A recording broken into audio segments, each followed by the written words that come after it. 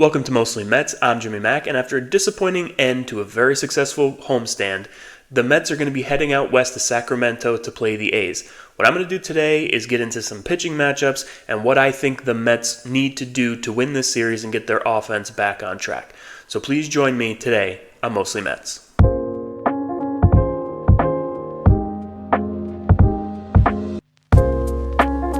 Alright, obviously if you're watching this channel, you're probably a Mets fan or at least a baseball fan. The Mets come into this series at 8-4 after a disappointing loss, but listen, they went 5-1 on their first homestand of the year. They swept the Blue Jays, took 2 out of 3 from the Marlins. They should have probably swept the Marlins. The Marlins aren't a very good team, but at the end of the day, you took 2 out of 3, you took 5 out of 6 on the homestand.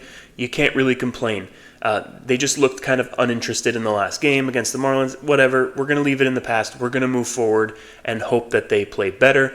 If you look at the Mets overall, obviously, like I said, 8-4. They're in second place, a half game behind the Phillies. And right now in their offensive leaderboard, it's all Pete Alonso. He leads in home runs, RBIs, average, on-base percentage, OPS. He leads them in everything. And without Pete Alonso, the Mets are probably have a losing record at this point. They've had no offensive consistency, and really it's been Pete every day. He's the one who's expected to come through every day, and he has so far. So really good start to the year from Pete.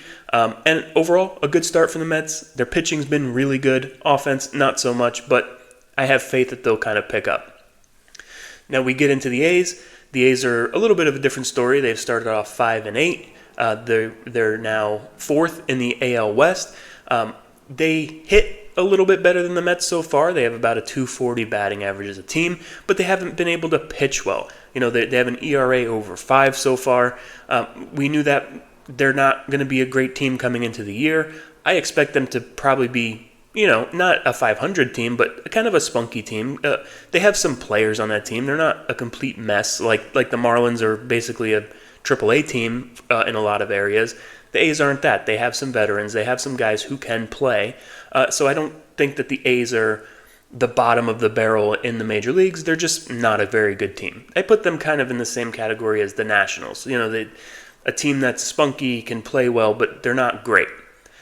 Their leaders so far, you have Jacob Wilson hitting .396, and then Tyler Soderstrom leads in every other category. They're not a great offense, but they do have some players, like I said. Soderstrom already has 6 home runs, but he only has 10 RBIs, so he's probably hitting a lot of solo shots. He's not driving in a lot of runs. So overall, not a great start to the year for them, but they're spunky. All right, now I'm going to get into the pitching matchups. In Game 1 of this series, we have Griffin Canning going up against J.P. Sears for the A's. Canning at this point is a guy that you don't really know what you have yet. Through 2 starts, his ERA is good. It's under 3, but he hasn't been able to go deep into games. You don't trust him third time through the order. He's kind of a wait-and-see guy. He's really, at the end of the day, a 5th starter. And that's what he was signed to be, a depth piece, a 5th starter. And that's all you can really expect. But I think going a little deeper into games, maybe not getting into such long counts, getting batters out early in counts. He's struck a lot of people out. I think he has 10 strikeouts in 9 2/3 innings over 2 starts. So he's getting strikeouts. He hasn't walked a ton of guys, but he is wild. He's not throwing a lot of strikes. So he's getting taken out early in games.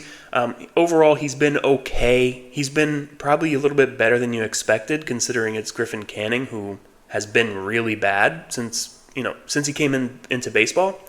But I need to see a little bit more out of him. If you're going to be a 5th starter, I'd rather see you give up a few runs and give some length to save the bullpen a little bit. But overall, he hasn't been terrible. And he's going up against J.P. Sears for the A's. He has, I believe, 3 starts so far this year. He's been pretty good. He's been okay. For his career, he's kind of a mid-4s ERA pitcher.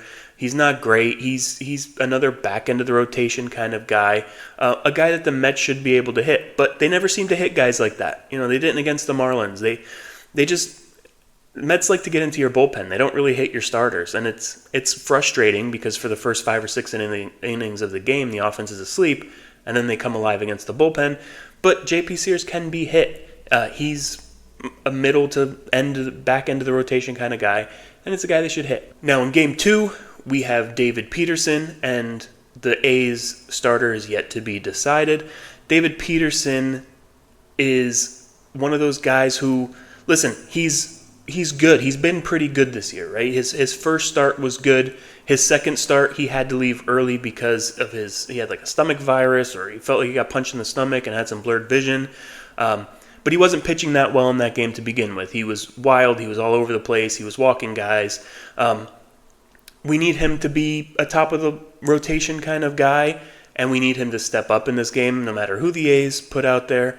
And this is a lineup that he should have success against. They're not all that great. So I think hopefully there's no lingering effects from that virus or illness or whatever Peterson had. It was a really weird thing. They said they don't really know what it is. He talked to the doctors, and the doctors were like, I don't know. Maybe it was something he ate. I have no idea. But I think it was kind of a mistake for Mendoza to leave him in there, and that's a whole nother story. But this is a game that if you have Peterson going, who really right now, without Minaya in your rotation, is kind of your number 2 starter. So you need him to perform. You need him to do well in this game, give you some length. I'd like to see 6 innings. Like, can we get a Mets pitcher go 6 innings? It would be wonderful to see. They just haven't been able to do it. They need to give that bullpen a little bit of rest. I think Peterson is a guy who can give you some length, and hopefully he does that in Game 2 of this series. Now, in Game 3 of this series, we have Kodai Senga going up against Luis Severino, 2 guys who were obviously teammates last year. Severino was with the Mets. We know what we get from Severino. Sometimes he's on fire, and he's striking everybody out, and he looks great. And he gives you length. He gives you innings. So far this year, he hasn't been great. He's been kind of below average, but he's given innings. He's got three starts, 19 innings. So I think he's gone 6 innings in 2 starts and 7 innings in another. And his walks are a little up. He's given up 4 home runs. He's given up some hits, but he gives you length. And we saw what he has last year. Some days he's on and he looks like he can't touch him. And then other days he's given up everything in the first inning. And he still ends up staying in the game, but he gives up 5 or 6 runs and you can hit him. So it depends kind of what Severino you're going to get. Obviously he signed a big deal there with Oakland in the offseason, and they're expecting him to be a top end of the rotation guy. And we'll see what happens. I think the Mets can hit him. He seems like the kind of pitcher that they can hit. But we'll see. You never know with Severino. He could be great. He could be awful. We'll have to find out what happens in that series. And obviously he's going up against Senga. Senga we've been happy with so far, just getting through 4 or 5 innings healthy and kind of working on his stuff, not complaining about an injury afterwards. We kind of sit on pins and needles waiting to see, like, is he okay the next day? Is his arm okay? Whatever.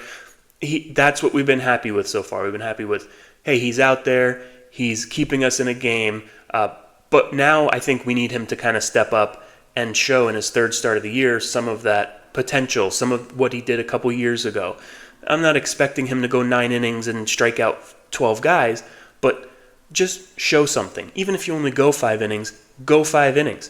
Get some strikeouts, show a little bit of dominance during the game. That's what I want to see out of Senga, and we'll see what happens. I think Senga will be fine, but his velocity's been a little down. I think going out to the warmer weather in Sacramento and California, I think it's supposed to be in the 70s and 80s during the game. So, listen, they haven't been playing in baseball weather, and now they're going to be getting a little bit closer to baseball weather. So maybe that will help overall in this series, and Senga especially, because the Japanese pitchers, when they're in Japan, they pitch in domes. They don't pitch in cold weather. That's why a lot of them go to LA, because it's a more temperate climate. They like it better out there. So maybe that's what he needs to kind of get himself going. But we'll see. I don't know that I trust any pitchers in that park, because it's a minor league park and guys have been hitting really well there. But we'll have to see what happens in the series. All right, now I think what the biggest keys to this series are, first off, everyone knows it. It's been the issue since day 1 this season. The offense needs more consistency. Now, we've gotten great performances. Soto, if you look at him, he hasn't had a bad year, but he hasn't been Soto yet. He hasn't hit for power. He's had a couple games where he's looked really good, but he hasn't been consistent yet. Lindor, too, he's starting to heat up. He's getting a couple hits here and there. He had one 3-hit game. He's been heating up a little bit. and he hit that home run in this last series, but he hasn't been Lindor yet. You look at Nimmo; he's another one. He's had a couple games. He's hit a couple home runs. He's been the hero in a couple games, but he hasn't been consistent. The only guy on this team that's had any consistency is Pete Alonso, and he's been great, and he's been everything you've wanted him to be so far. But everyone else needs to step up. We can't have games where, two guys hit and everyone else goes silent. It almost becomes like contagious at that point. Just like hitting is contagious, I think not hitting is contagious. And they've had an issue up and down the lineup when the big guys struggle, everyone else struggles. Or even when the bottom of the lineup struggles, everyone else struggles. I think they're pressing. I think you have Lindor and Soto and Nimmo and Vientos really pressing to try to be, the guy, to try to be the guy who drives in the run instead of just moving the train along, instead of just getting a base hit or taking your walk or just moving it along for the next guy. I think they talk a big game in that respect. They all say, oh yeah, we're a great lineup, and I know the guy behind me can do damage, so I'm not worried about doing too much. But they are. You can see it in the at-bats. The at-bats have been bad, even by Soto, who we love because of his at-bats, because he works every at-bat, because he makes that pitcher work, and he just hasn't. Now, I understand he's not getting a lot of pitches to hit, and he's trying to do the best with what he has. Just take your walks. You got Pete Alonso hitting behind you. Get on base. Let Pete hit one out, or let him hit a double in the gap, like the other day. Soto got on base. Alonso hit a ball in the gap, or it wasn't even in the gap. It was that weird floating wind-aided double, and Soto scored from first base. So just get on base. I don't need you to hit a home run every time up at bat. Don't try to work that contract or make that contract, Matt. Who cares? Play your game. Do what you need to do. And that goes for everybody. Lindor's got to start looking like Lindor, which he's starting to a little bit. I will give that. He is starting to, and earlier than he has in the past. He's starting to heat up and starting to look like himself. Nimmo looks lost at points. He's hitting the ball hard and then sometimes he has terrible at-bats. Seems like he's down 0-2 on every count. I don't know. Nimmo's not started off so hot for me. I'm not loving the way Nimmo's playing right now. Obviously, we know Vientos has struggled all year. He's starting to get on base a little more. He's taking his walks. He's getting a couple base hits here and there. He's starting to come around a little. Beatty, we know he's just not a major leaguer at this point. I'd like to see Acuna play more, get more of the opportunity at second base. It doesn't seem like that's going to happen if you listen to Mendoza after the game. They believe in Beatty. They're going to keep giving him opportunities. We'll see. At this point, let's just hope McNeil's back sooner rather than later. But yeah, just more offensive consistency. I don't expect Jose Siri and Tyrone Taylor and Senga to get hits. I expect the other guys to hit and maybe those guys to move them along or, get a runner to third or maybe hit a sac fly. We need those big guys to really start hitting consistently. And until we get that, it's going to be a little bit of a struggle. The next big key that I think there is we need to start getting more innings from the starters. It's been 4 2/3 innings, 5 innings at the most. You look at McGill, even though until yesterday he was really good in his first 2 starts, he wasn't getting deep into games. You don't really trust him third time through the order necessarily.